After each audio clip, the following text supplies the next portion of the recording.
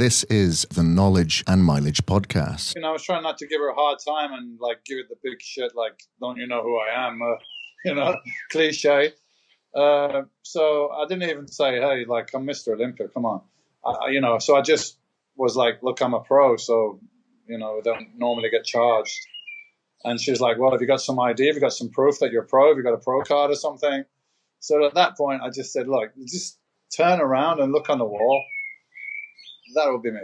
Yeah, and there's that big, massive picture that says Mr. Yeah, so it just showed how much things have changed from, like, when I first went out there, 1990, it was the hotbed of bodybuilding. Like, everybody was there. Gold's Gym was owned by Grimkowski and some other people, and it was very much a family atmosphere. Everybody knew everybody, and any of the pros or any guys competing in Olympia, given, big respect. Whenever I went there, it was like, nice reception. I used to go and sit in the offices and talk to the guy. They'd fill a big sports bag full of Gold's Gym gear for me to take home, and that's the kind of reception we used to get because it was like a family thing.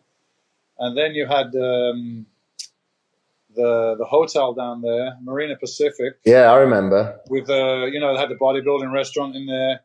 All the WIDA athletes used to stay there. I think WIDA had some kind of agreement there, so all the people from WIDA used to stay there. All the athletes, and they had the firehouse and all the restaurants.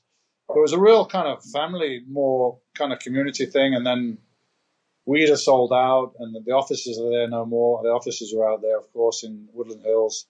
Gold's Gym sold out to whoever, some corporation, I don't know. So, and then World's Gym left as well.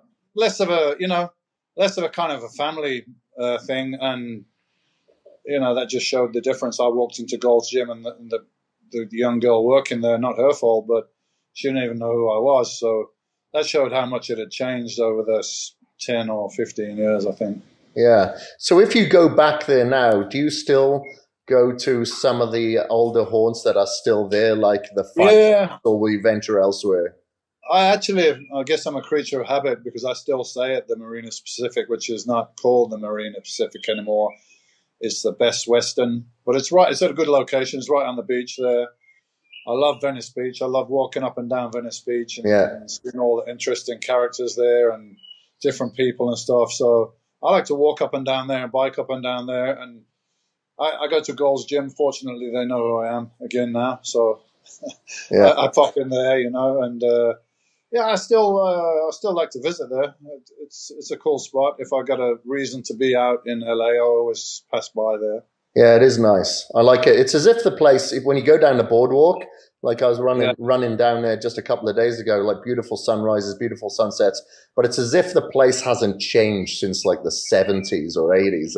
No, pretty much that boardwalk is like the same. I mean, some of the guys, there's one guy that goes along on rollerblades or something. With a guitar. On and a guitar that don't work. He's been there for like 20 years going up and down that boardwalk. So there's some real characters there, and I like people like that, that's a little bit different. Yeah. So this is just going a little off topic now, but that guy with the turban and the guitar, whatever, he owns quite a lot of real estate around Venice, but he just does his busking gig because he loves it.